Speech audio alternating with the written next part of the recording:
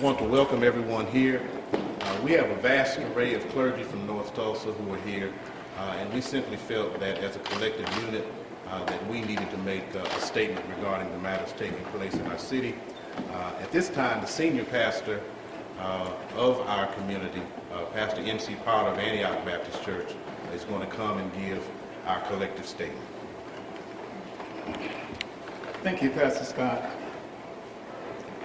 Black ministers are united in their support for the Crutcher family, in their quest for justice for Terence Crutcher. We are prepared to stand with them throughout this process of mourning and struggle. We are hopeful that justice will prevail, particularly in light of the way that city leaders have acted expeditiously and in an attempt for transparency. We believe their actions have helped us to minimize the negative impact that an already tragic event has caused. However, we are deeply concerned about the culture of policing communities of color. We are convinced that the current culture of policing fosters bias against black people in general and black males in particular.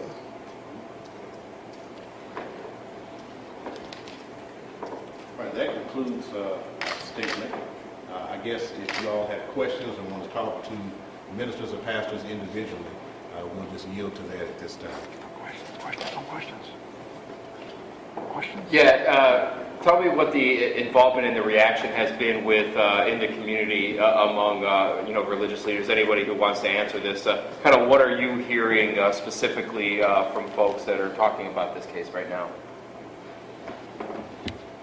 Well, I'll simply say that we're satisfied up to this point, but as clergy, we and our constituency is pressing us to certainly continue to push that policies and procedures are changed in the future so that we don't have incidents like this taking place again. We know that it's a marathon, it's not a sprint, but we as a collective unit are dedicated to meeting with those at various levels of city government to simply ensure that procedural changes are made so that we don't face this again. And this is what we hear from those in our community, not just in our churches, but those on the street. Pastor Scott, is there some particular change or policy change that you all are looking for?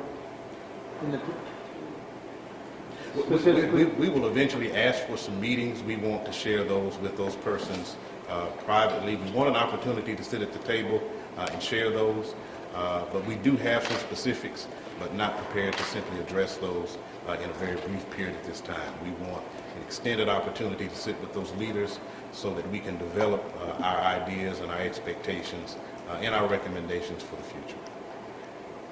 What will you guys be preaching about this Sunday? I mean, in relation to all this? To be quite honest with you, so many of us have been busy since these events transpired. I don't know how many of us are quite sure yet, but it's our responsibility ultimately, particularly as African American congregations and pastors.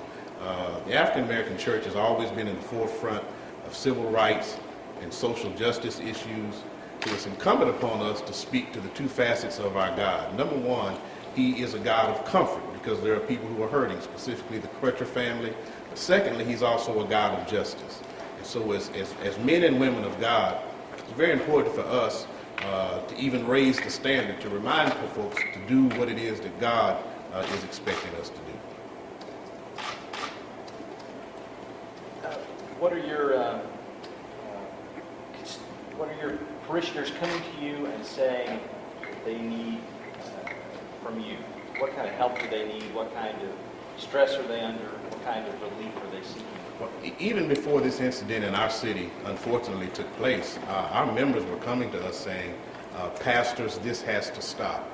And something that's unique about black culture, the African American culture, whether it happens in Charlotte, Tulsa, California, we are a family as a race of people. And so if it happens one place, it impacts the hearts and brings tears at another place, even if we don't directly know each other specifically, it impacts us as a race of people. And so even before this incident, our members were saying, This has to stop.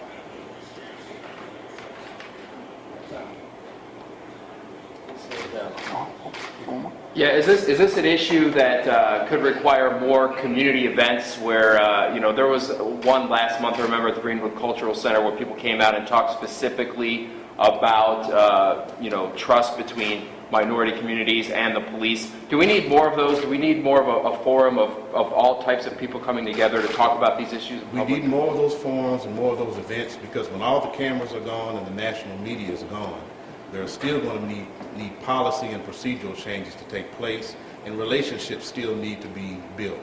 One of the things this group emphasized is, and shared even in our meeting, is that we need to come together more than just when a crisis arises.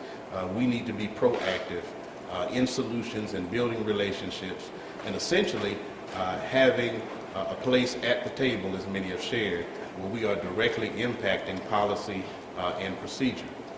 We really believe that Tulsa is positioned right now to have an impact on policy and procedure, not just in our city, but around our nation, because this is a nationwide issue, and we have an opportunity to actually have an impact beyond just our city limits.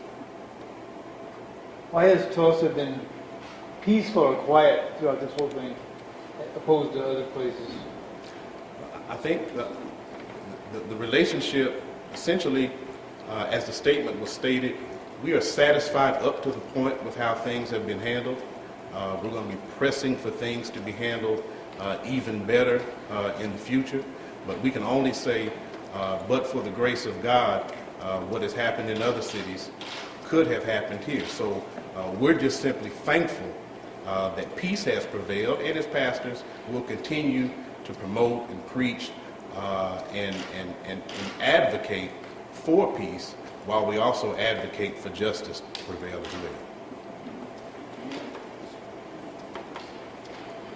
Thank you very much. We appreciate it.